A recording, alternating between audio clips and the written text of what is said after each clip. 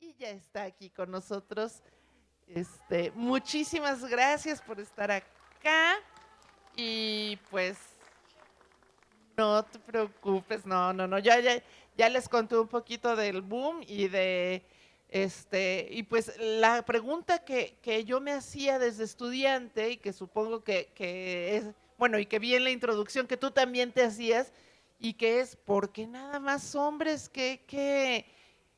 Yo de chamaca me preguntaba, ¿hicieron alguna convocatoria y las chavas no se presentaron al casting o hicieron un examen a todos los escritores y escritoras y ellas sacaron menos calificación y no pasaron la prueba para entrar al boom?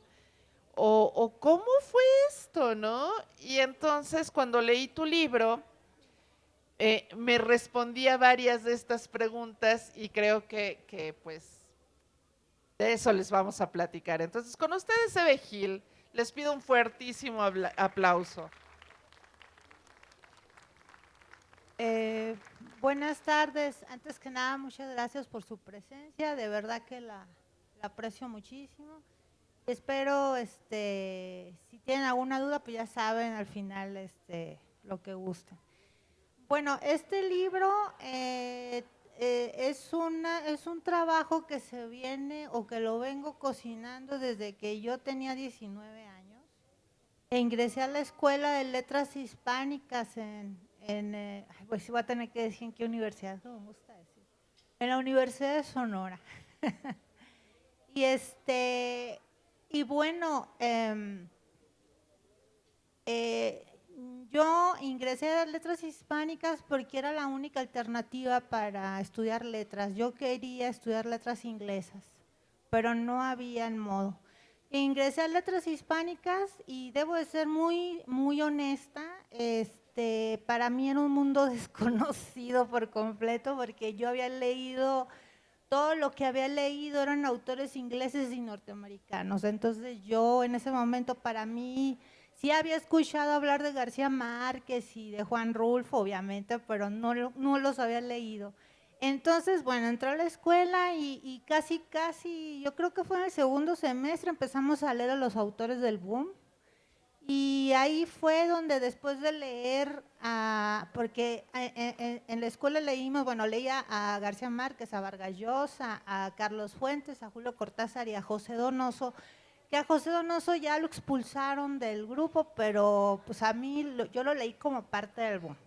Y entonces empecé a preguntarme por qué eran puros hombres, por qué no había mujeres dentro de ese grupo.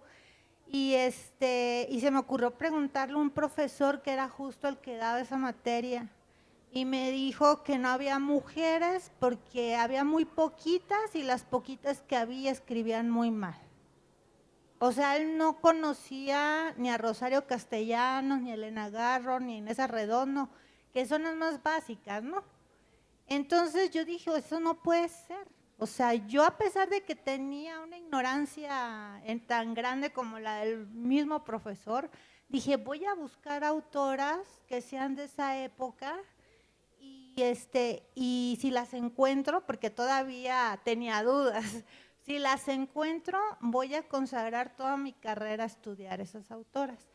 Y no tardaron en salir, o sea, me fui a una librería que estaba cerca de, bueno, estaba en el centro y era una librería que yo siempre he dicho que era un lugar utópico porque Hermosillo era una ciudad muy chiquita y esa librería era del tamaño de un súper, o sea, se los juro, o sea, era no tan grande como la Gandhi de Miguel Ángel de Quevedo, pero casi.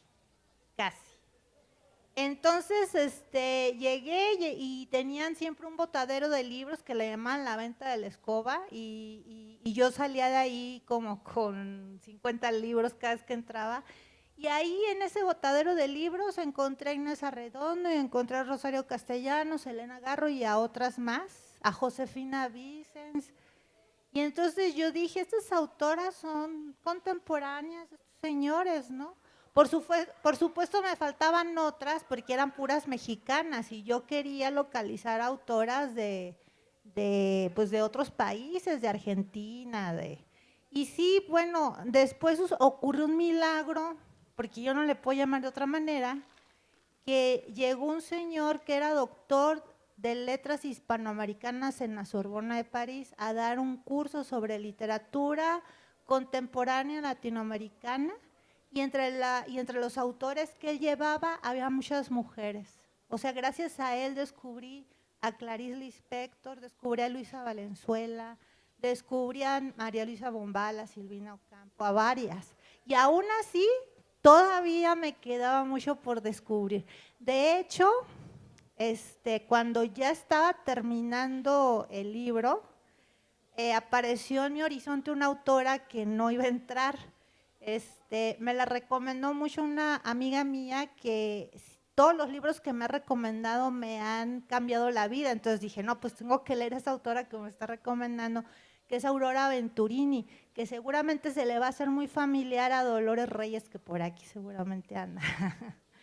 Entonces, leí a Aurora Venturini y bueno, Aurora Venturini era un personaje muy peculiar que fue descubierta como escritora hasta los 87 años.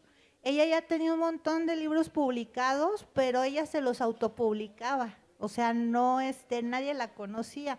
Y su único amigo escritor era Borges. Ella nunca conoció a los miembros del boom latinoamericano. Y eso a mí se me hacía como un obstáculo para introducirla en el libro.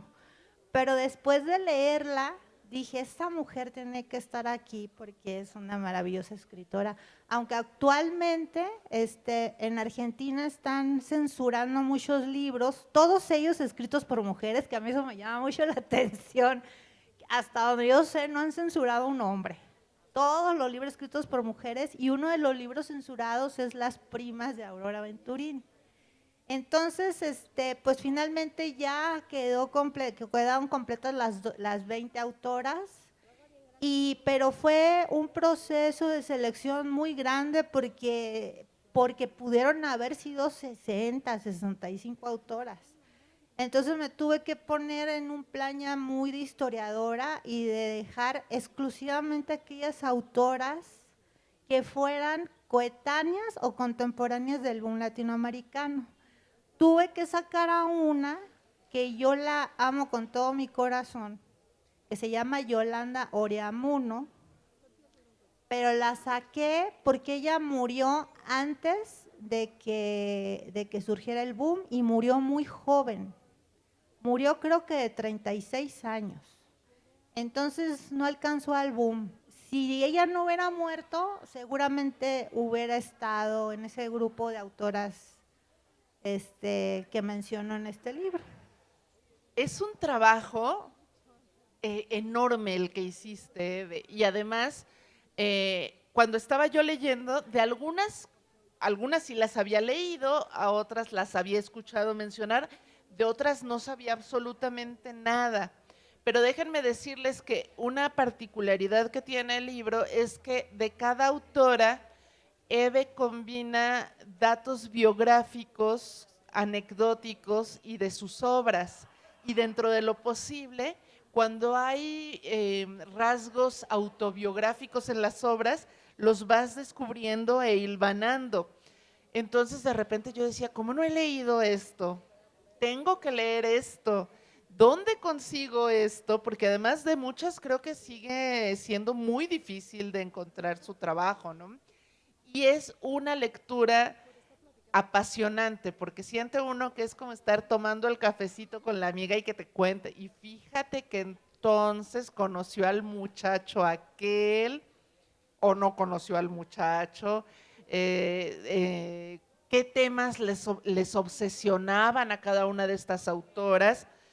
Y, y pues a mí me gustaría que nos platicaras un poco de esa parte, porque muchos de estos datos no es tan fácil de conseguirlo, sobre todo de autoras que no encuentra uno así de que busques en Wikipedia y que estén las fichas enormes contándolo todo, ¿no?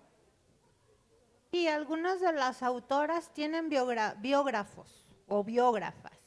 Algunos tienen más de un biógrafo, de una biógrafa. Otras están, o por ejemplo, Elena Garro tiene como 100 biógrafos, es una locura.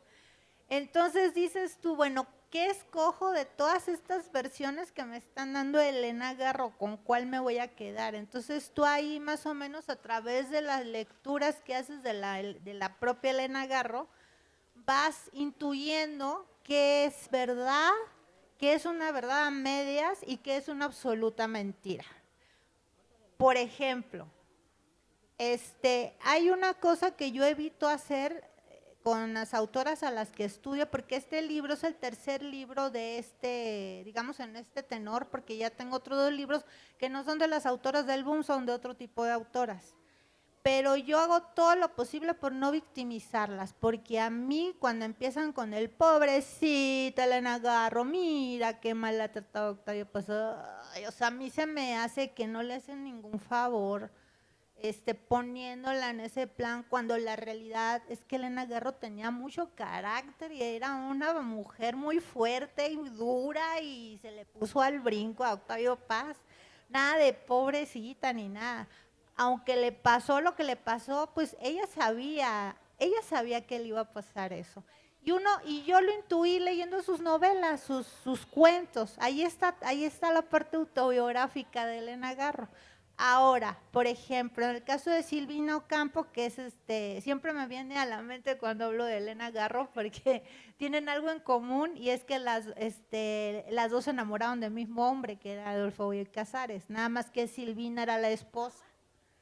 Entonces, en el caso de Silvino Campo, la información que yo encontré era como muy escueta, como que se estaban guardando muchos secretos debajo de la alfombra. Bueno, después salió el libro, la biografía que hizo Mariana Enríquez, y ahí ya como que ya muestra una Silvino Campo más, más como uno se la imaginaría que era, ¿no? Y entonces, leyendo los libros de Silvina, pues me voy topando con cosas que insinúan en las biografías, porque tiene un cuento, por ejemplo, en el que insinúa que, bueno, no lo insinúa, lo dice abiertamente, que una niña rica que termina siendo abusada por uno de los sirvientes y eso le pasó a ella. Y hay otro que me quedó muy clavado, que desgraciadamente no me acuerdo del título, pero el título está en este libro, en el que habla de lo que le pasó con Elena Garro. Y dice, y hay una parte que no se me olvida porque dice que ella cuando conoció a Elena Garro creyó que iba a ser su amiga y le pareció una persona tan adorable y tan amena que cuando fue a una tienda en no sé dónde vio una libreta de piel preciosa y en la primer persona que pensó para regalársela fue en Elena Garro. Bueno, no dice, le dice, es otro nombre el que pone en el cuento. Y entonces ahí se nota que a Silvina sí le pudo mucho lo que le pusiera los cuernos Bioy Casares con Elena Garro, a pesar de que la misma Elena Garro en testimonio sobre Mariana hace como que a Sabina, porque Sabina es Silvina, como que a Sabina le valía gorro y ahí vemos que no es cierto, no le valió gorro. Ya con el tiempo la Silvina se volvió cínica y empezó a hacer digamos, a volverse un poco cómplice del esposo y a hacer cosas bastante turbias que vienen en el libro. Fíjese que la última vez que estuve en una feria, creo que fue la de Cuernavaca, me preguntó una muchacha, me dijo, ¿cuál de estas autoras te daría miedo conocer? Y yo le dije, Silvina Ocampo. Sí me daría mucho miedo porque era muy truculenta. Esa señora hacía cosas bastante locas con su marido. O sea, primero sufrió las infidelidades y después le entró al quite y hacían cosas bastante avanzadas para su época, vamos a ponerlo así, ¿no? Y entonces, por ejemplo, en todos los libros vas a encontrar material autobiográfico, incluso en aquellos que pareciera que no tienen nada que ver con el autor. Y justamente hoy en la mañana le estaba platicando a mi esposo que empecé a leer a un autor norteamericano que era muy amigo de Truman Capote, que se llamaba James Baldwin, que era un escritor, digamos, no muy bien parecido, afroamericano y gay. Y estoy leyendo una novela de él donde sus personajes, o sea, sus personajes son blancos, de buena posición económica y todo. A él no lo veo por ningún lado. La novela está buenísima, pero yo digo, ¿cómo escribió esta novela de un mundo tan apartado al suyo, ¿no? Entonces puede también suceder algo así, sobre todo, por ejemplo, en los cuentos de Armonía Somers, que Armonía Somers escribía cuentos sobre mujeres sin cabeza y todo eso. Entonces, hay que tratar de hurgar qué significado podría tener esa mujer sin cabeza de la mujer desnuda, por ejemplo. Es como una cosa de intuir, de intuición, sobre qué me está mintiendo o qué verdades a medias me está contando, y así vas armando la biografía. Lo que sí debo de aclarar, que había cosas que se me antojaba meter en algunas de las biografías y no las metí porque no las corroboré ni las confirmé. No hubo nadie que me dijera, sí es cierto, pasó eso. Entonces yo no me atrevía, porque ya hubiera sido ficción. Entonces, que sí, digo, sí me doy mis licencias poéticas, pero muy leves, o sea, como describir que el día estaba nublado, ese tipo de cosas, pero con la vida de las autoras pretendo que sean un reflejo casi fiel de la vida real de ellas. Es un poco como ser arqueóloga de las vidas, ¿no? Porque tienes que encontrar esas claves que la autoficción no siempre es lo que la mayor parte de la gente cree, ¿no? Que leen tu libro y dicen, ¿y eso te pasó a ti? Y dices, no, con el personaje que me identifico no es el protagonista, es un secundario, o me pasó el sentimiento, pero no la situación, ¿no? Y el estar cotejando su obra con lo que veías en sus biografías, pues es todo un trabajo de descubrimiento. También yo pensaba, es como una Sherlock, ¿no?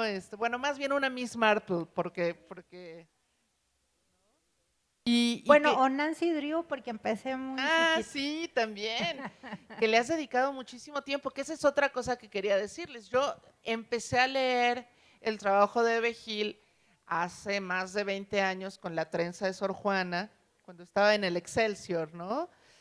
Y yo decía, qué maravilla dedicarle tiempo a las autoras, cuando no estaba ni de moda ni nada, ni había tendencia como ahora.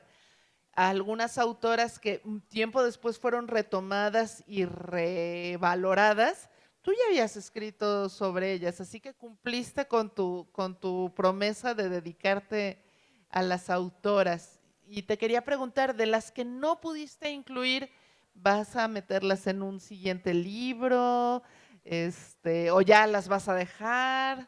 Bueno, no las voy a dejar porque sí, tengo un segundo libro que tiene una relación directa con pero no está escrito igual.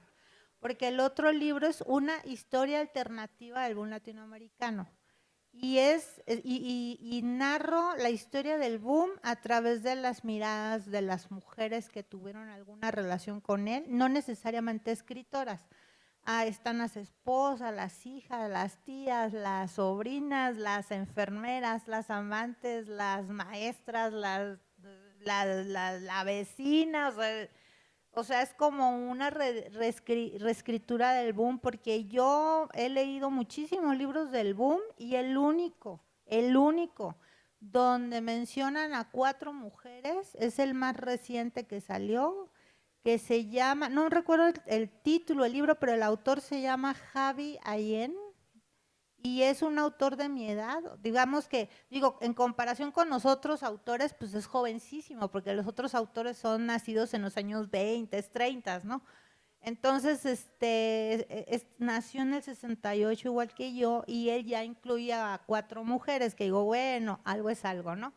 Pero fuera de ese, en todos los demás libros no existen las mujeres, pero para nada. O sea, y si llegan a existir es Bueno, Carmen Balcells, que era la agente literaria de los miembros del Boom, que es la protagonista absoluta del libro, que es del otro libro. Este, las amigas, estas estudiosas, que hay muchas mujeres académicas y estudiosas que en lugar de hacerlo un poquito lo que hice yo de estudiar a las mujeres, se fueron a estudiar a los hombres. Ellas también aparecen en el libro y pues más o menos de eso va.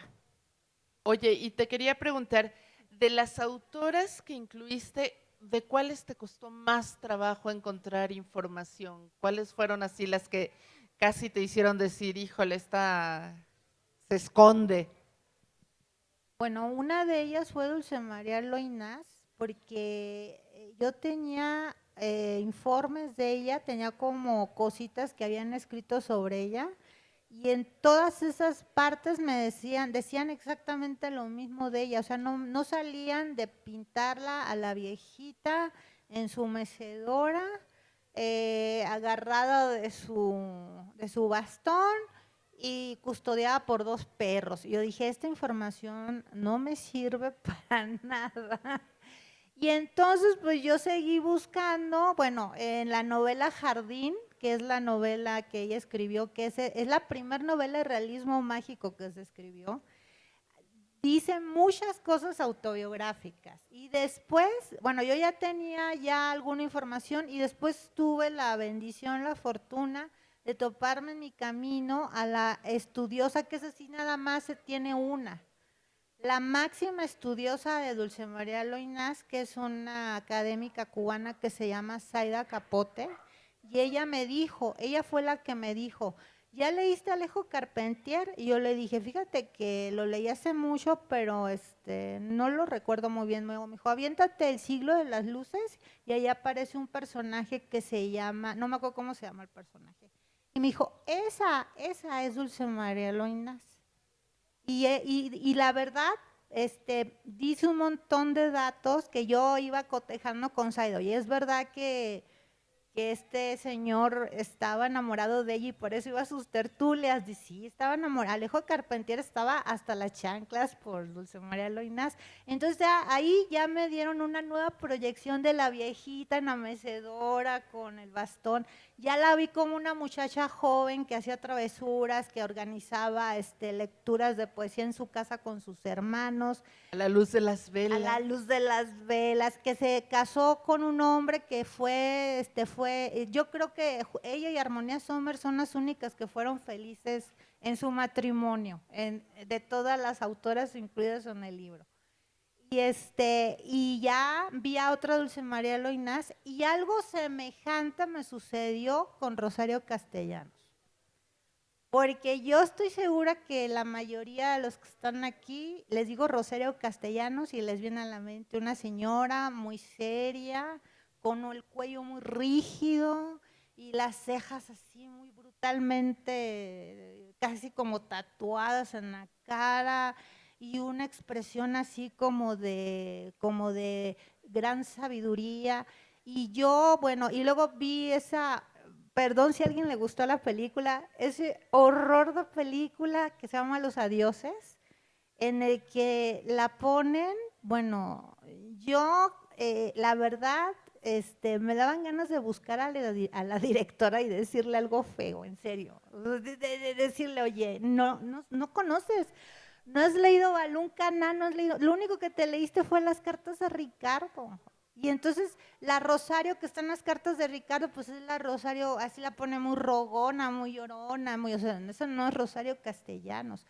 Entonces, cuando me llegó a las manos el libro Cultura Femenina y descubrí que cuando Rosario Castellanos obtuvo su maestría en literatura con una tesis sobre cultura femenina precisamente, la persona que hizo el prólogo, que debe de ser Raúl Ortiz y Ortiz, porque es el que la anda persiguiendo todo el tiempo, dice que las carcajadas de los sinodales se escuchaban hasta afuera, o sea, alrededor del pasillo, que están muertos de la risa con Rosario, pero no no se estaban riendo de ella, se estaban riendo con ella, porque ella era muy simpática. Y esto me lo confirmó Elena Poniatowska. Me dijo, Rosario Castellanos era de contar chistes colorados y de hacer bromas de todo. O sea, esa persona que te pintan a ti o que les pintan a la gente, a los lectores, no es Rosario Castellanos. No sé quién será, pero no es Rosario Castellanos. Y lo mismo pasa con otras autoras. Ahorita, bueno, no, al rato se me va a ocurrir alguna. Otras, yo las conocí tal como me contaron que eran, pues no tuve que investigar demasiado. Bueno, está un caso muy triste en el libro de una autora que hubiera merecido a un esposo como Alberto Chimal que le hiciera la cena. Pero le tocó de marido Plinio Apuleyo Mendoza, que era el mejor amigo de García Márquez y era un fulano abominable que la tenía esclavizada y la tenía en muy mala situación y ella tenía lupus y la abandonó. Ella se llama Marvel Moreno. Ella no vivió para ver su obra completa publicada, se publicó ya cuando ella tenía varios años de muerta. Y hay hasta un grupo de feministas en Colombia que se llama Las Amazonas en honor a ella. Y una vez hay un video en YouTube en el que están recordando a Marvel Moreno en una feria del libro de Cali, creo que es de Cali la feria, y entonces está el Plinio Apuleyo Mendoza, que ya no era su esposo cuando ella se murió, o sea, ella ya se había casado con otro señor. Y entonces está platicando con unos señores ahí y él siempre repite lo mismo. Dice, no, es que Marvel es la mujer más bella de Colombia, ella fue reina de belleza y estaba muy buena y nada más hay que ver. Y ahí luego tenían un retrato de ella así como para confirmar que no estaba mintiendo, guapísima, así como artista de cine francés, la Marvel Moreno, y de repente levanta la mano un señor del público y le dan la palabra y el señor, ya mayor el señor, dijo, yo conocí a Marvel, dijo, y ustedes están haciendo una visión muy banal de todo lo que ella era, que era una gran escritora, una gran narradora, una mujer sumamente inteligente, y ustedes regodeándose en banalidades, en ridiculeces. Bueno, todo el público le aplaudió al señor. Así. Entonces, sí, Marvel pues fue víctima bueno, le hicieron la fama de que fue reina de belleza, ese ya saben, de por sí las reinas de belleza tienen fama sí, hay hasta un canal en YouTube que dice las mises más estúpidas o algo así dice, ¿no? La que dijo, ¿quién es Confucio? Y el que creó la confusión. Esa es la más viral, ¿no? Pero Marvel era inteligentísima, estudió, fue a la universidad, fue alumna de Marta Traba, que también aparece en el libro. Marta Traba fue maestra de Marvel Moreno y Alba Lucía Ángel. Alba Lucía Ángel es una escritora, no sé, de otro mundo, a mí es una de las que más me gustan del libro. Ella hacía realismo fantástico, escribía sobre política, pero le introducía elementos sobrenaturales a la historia. Una cosa divina. Tiene un libro que se llama, el libro más famoso de ella se llama Estaba una pájara pinta sentada en un verde limón, ya casi canto, ¿no? Entonces estas dos autoras colombianas fueron alumnas de Marta Traba, que salió huyendo de la dictadura argentina y se instaló hasta su muerte. Bueno, ella murió en un accidente aéreo, pero todavía vivía en Colombia cuando ocurrió el accidente. Entonces, no sé qué más me quiera preguntar, Raquel. Ay, bueno, fíjate, esto que nos estás contando tiene mucho que ver con lo que te quería preguntar, porque eh, cuando nos hablan de autoras, pasa mucho esto, que o se reducen a hablarnos de su vida y sobre todo tratando de encasillarlas o en la mujer abnegada o en la fan fatal, ¿no? o bien solamente de su obra sin tomar en cuenta su contexto, ¿no? Y combinar las dos cosas y tratar de buscar este equilibrio fue una de las características que más me gustaron del libro, porque en lugar de que parezca, como en esto que nos platicabas, como trivializar a la figura, nos sirve para humanizarla. Hace rato que platicábamos esto de los escritores del boom, que Vargas Llosa decía, y me voy a las 8 de la mañana y escribo. Dice uno, pues claro, yo también quiero una esposa como la de Vargas Llosa para poder dedicarme a escribir todo el día. Sí, la prima y ¿no? Entonces, en este caso, ver parte de su vida, cómo combinaban lo público con lo privado, cómo combinaban sus intereses, eh, tanto del hogar o la maternidad, con el amor y con la escritura y con el ser maestras en algunos casos, creo que es muy importante. Hiciste que me viniera a la mente una autora que es Luisa Josefina Hernández, que después de leerla, esas escritoras o aspirantes escritoras que nunca llegan a hacerlo y que te ponen de pretexto, es que no puedo, es que tengo 2 hijos. Bueno, que lean la biografía de Luisa Josefina Hernández. Tenía 4 hijos chiquitos y ella estaba perfectamente cronometrados todo lo que iba a hacer en el día. Se levantaba a las 5 de la mañana y escribía sus novelas de 5 a 8. A las 9, a las 8 se comía algo rápido y a las 9 se iba a trabajar a la UNAM. Y después de ahí tenía que ir a un ensayo porque ella era directora de teatro y era dramaturga y se quedaba en el ensayo y regresaba a su casa como a las 10 de la noche y dormía. Y así todos los días, tenía una disciplina férrea. Y Luisa Josefina Hernández es voy a decirlo en masculino, porque, o lo digo en lenguaje no binario mejor, es la autore con más libros publicados en México. O sea, es la más prolífica de todos los autoras y autores de México. Así.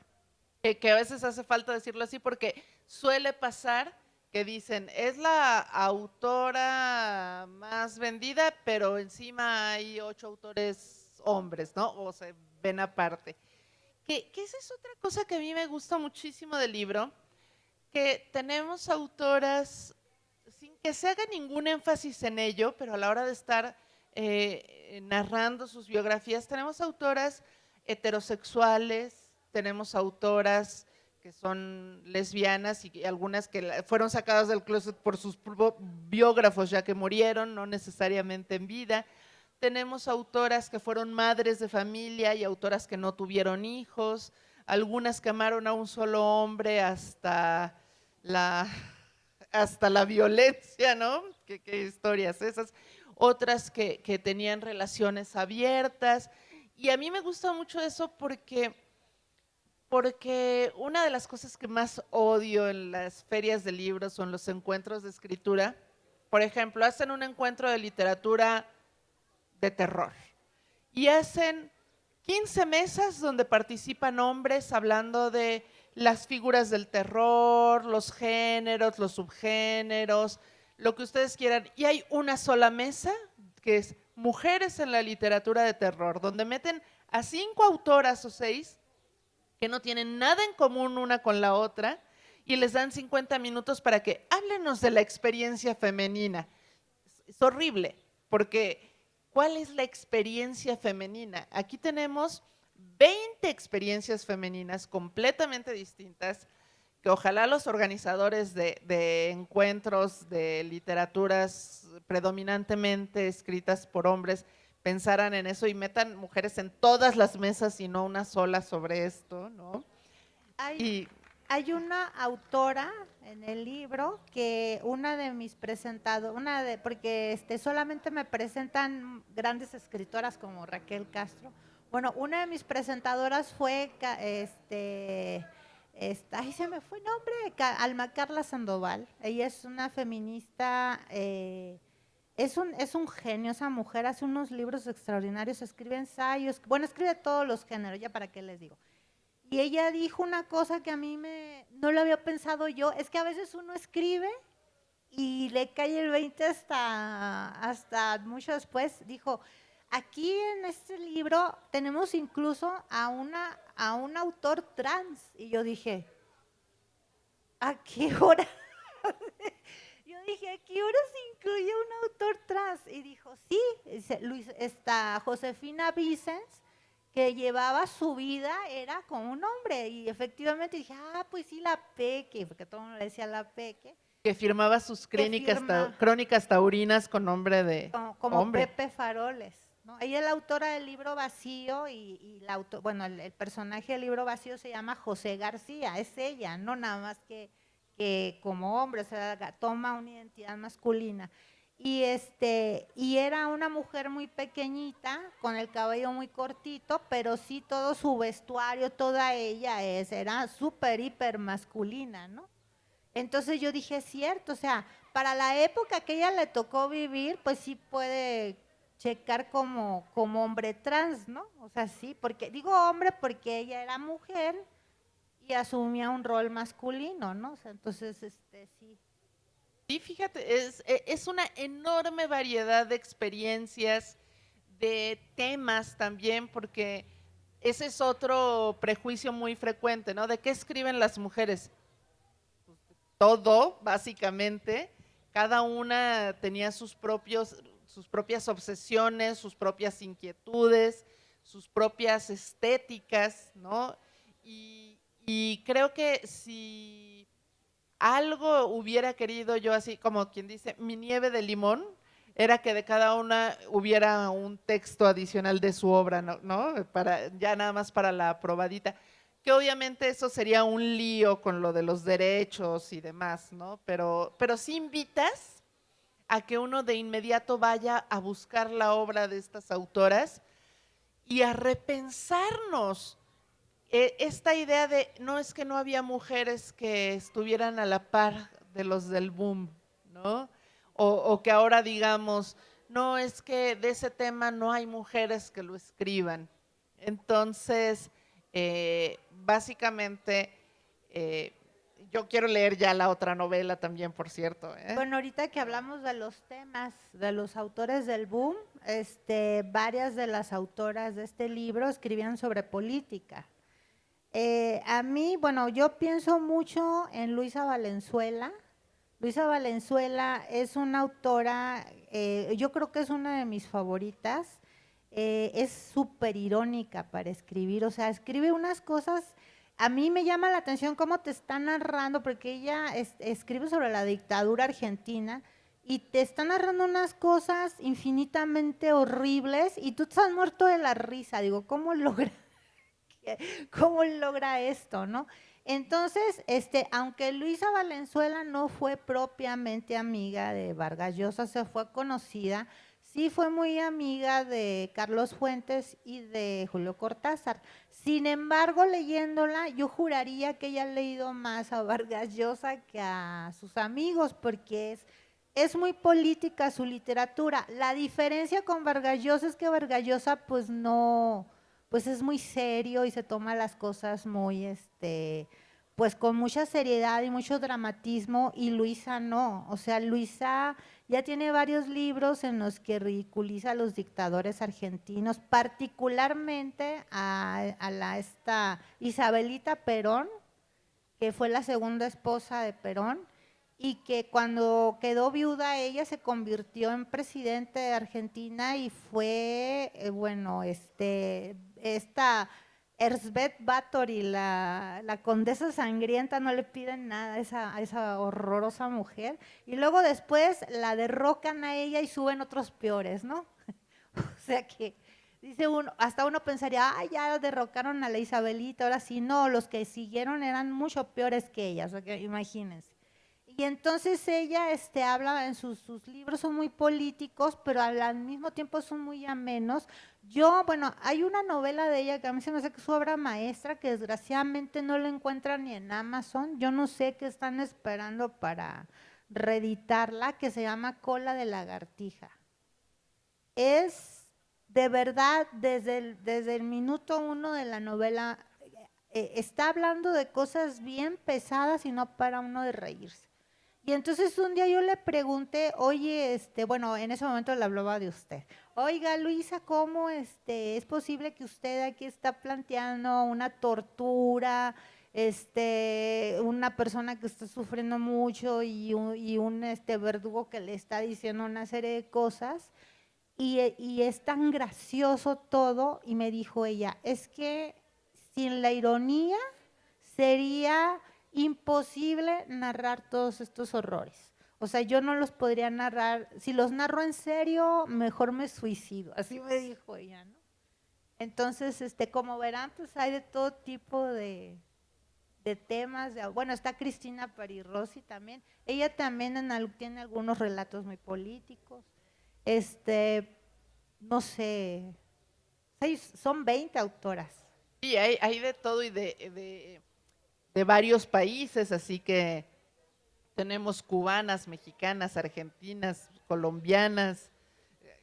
¿Qué necesitan? Que además esa es otra cosa que a mí siempre me ha dado mucha curiosidad. ¿Por qué si hablamos el mismo idioma es tan difícil conseguir en México libros de autoras paraguayas, no sé, de Centroamérica? Y allá también se quejan de que nada A más mí, a llegan mí las me costó argentinas. mucho trabajo encontrarlas. Y afortunadamente me gané una beca para escribir el libro, porque sin la beca yo no hubiera podido comprar, o sea, porque no era tanto comprar el libro, era los gastos de envío. O sea, el libro te puede salir en 100 pesos, pero los gastos de envío te salen en 2,000. Entonces, era una cosa de locos. Y bueno, y tuve la suerte de que justamente cuando estaba trabajando en libro, se puso de moda Aurora Venturini y le empecé a ver en todas las librerías. Yo dije, ay, mira, qué padre, no, con esa no tuve que batallar mucho, pero sí batallé con Marvel Moreno. Marvel Moreno la consiguen en Amazon, pero sus libros son extremadamente caros. Eh, digo, para una persona que no está acostumbrada a comprar libros caros, se le salen los 750 pesos, pero valen la pena. O sea, de verdad es una autora que vale la pena ser leída y estudiada, porque casi nadie la ha estudiado. Y, Fíjense, sí, y en muchos casos, algunos datos de las autoras los supe a través de las autoras que todavía están vivas, que me dijeron, no, pues mira, a la fulanita le pasó esto, y yo estaba bueno, por ejemplo, la que me ayudó muchísimo fue Elena Poniatowska, porque fue amiga de todas las escritoras del libro, con la excepción de Aurora Venturini, porque Aurora, ella era de las mías. No era una persona muy sociable, y entonces sus únicos grandes amigos fueron Evita Perón y Jorge Luis Borges. Entonces, fuera de ella, Elena Poniatowska me platicó unas cosas tremendas de Rosario Ferré, la violencia doméstica. Espero que no ande por aquí el esposo porque es mexicano. La violencia doméstica que vivió Rosario Ferré, la escritora, gran escritora puertorriqueña. Bueno, ya les platiqué de Marvel Moreno. Ella no sufrió tanta violencia física, pero sí violencia psicológica, ¿no?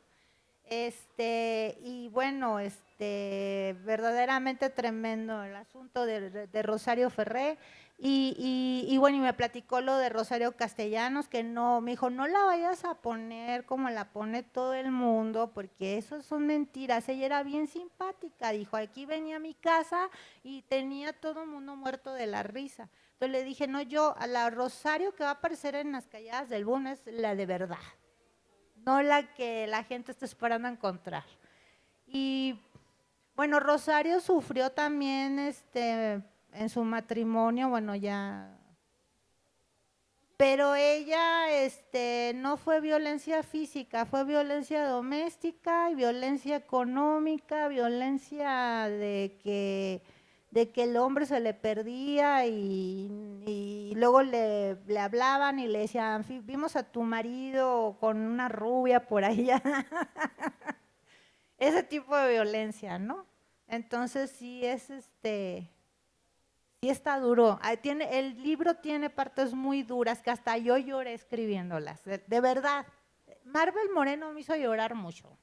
Pero en todo momento mantuviste un ritmo muy hospitalario para tus lectores, lectoras. Empieza uno a leer y se siente cobijado por la pluma de Eve,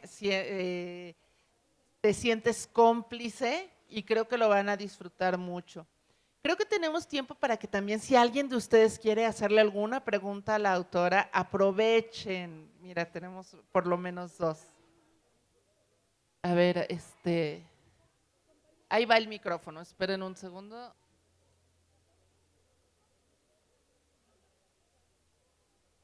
Ahí va, ¿eh?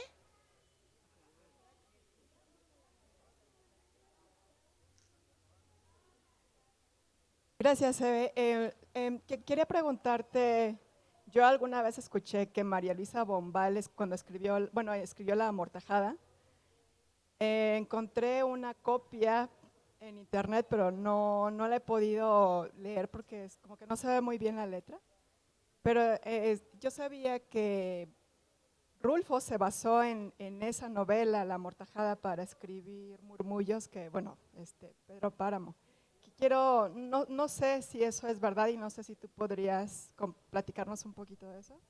Gracias. He escuchado mucho decirlo de Rulfo. Yo tenía entendido más que Rulfo estaba muy enamorado, digo enamorado estéticamente hablando, de Clarice Lispector, que era su autora favorita. Yo creo que sí ha de haber leído algo en María Luisa Bombal. El que declaró abiertamente que no hubiera escrito Cien años de soledad si no hubiera leído La Amortajada fue Gabriel García Márquez. Tenemos acá al frente a nuestra cronista. Buenas tardes. Pues me quedé muy interesada cuando estuviste diciendo que podrías o se te antojó escribir algo ficticio de las biografías de las escritoras. Entonces, si tienes alguna por ahí que nos pudiera interesar, digo, no es porque me guste el chisme, no, O sea, me nada estás más. preguntando si yo quiero algún día escribir algo ficticio sobre una de No, estas. tú dijiste que Ah, cuando estabas que había escribiendo, cosas, que me tomé licencias poéticas. no, que podías haber, de las licencias Sí. poéticas del día nublado, eso se me quedó, pero que podrías haberlo hecho, pero que preferiste respetar la privacidad, Bueno, entonces, sí, ese gracias. material yo, bueno, en este preciso instante no recuerdo nada así trascendente, pero si lo recordara, no lo diría porque no estoy convencida de que sea real y sería muy poco profesional de mi parte aventarme un chisme que suene muy sabroso, pero que a lo mejor pues opaca la imagen del autor en cuestión, ¿no? Ahora, me voy a contestar yo sola la pregunta que si alguna vez yo quisiera escribir algo de ficción de una autora, sí le eché el ojo a una, pero no está en las calladas del boom. Es una que es de la época, pero no están las calladas del boom y no voy a hablar mucho de ella, nada más voy a darles una pista, era argentina, ya, ya. Para darnos una orientación de lectura de estas escritoras del libro, ¿nos podría dar 3 títulos que recomiende de escritoras mexicanas? ¿De qué época? Las del libro. Bueno, es bien difícil 3 libros. Bueno, yo el primero que voy a recomendar son los cuentos de Inés Arredondo. Porque son, o sea, aunque ella solamente escribió 2 cuentos, 2 libros de cuentos, son para mí ella la mejor cuentista de todos los tiempos. Es increíble cómo escribe esa mujer, la prosa y el imaginario, las dos cosas. Y lo que provoca, lo que remueve en el lector, es bien impresionante.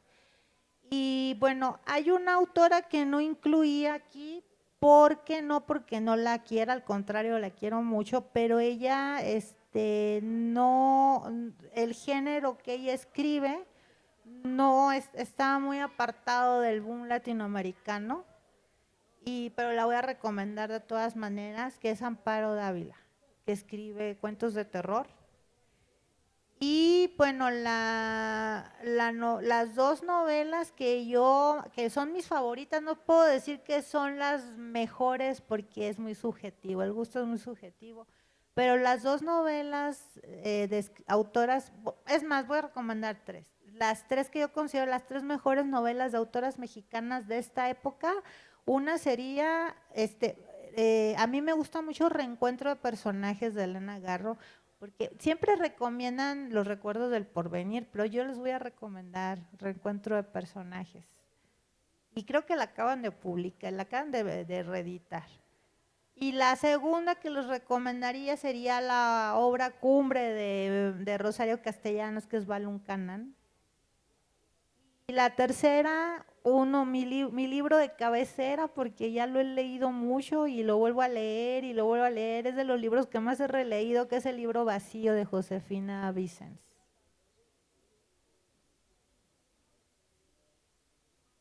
Pues nos avisan que el tiempo, que es un tirano, nos está ejecutando. Ay, pero Eve, muchísimas gracias y a todos de verdad lean este libro y lean los libros que recomienda este libro y lean los otros libros de Eve. Yo antes de retirarme, perdón, quiero dos cositas. Una, darle las gracias a Raquel. De verdad fue un honor que ella presentara mi libro porque a mí me gusta mucho su literatura, es una autora entrañable, de verdad. Esa es una. Y la otra, pedirles que por favor no se pierdan la siguiente conferencia o la siguiente presentación, porque va a estar aquí Dolores Reyes, que es una autora a la que yo admiro profundamente y que, se los paso al costo, está censurada en Argentina, pero ya varios hemos estado haciendo lecturas públicas de su libro Come Tierra, que por cierto ahí traigo mi ejemplar para que me lo autografíes, para dar o sea, para demostrarle al mundo que no vamos a permitir que sigan censurando libros. Y también censuraron a Aurora Venturini junto con ella, ¿verdad? Entonces, sí, quédense a ella. Ella es una de las mejores autoras de habla española en el mundo y no creo estar exagerando, así que quédense a escucharla. Gracias. Muchísimas gracias, maestras. Gracias.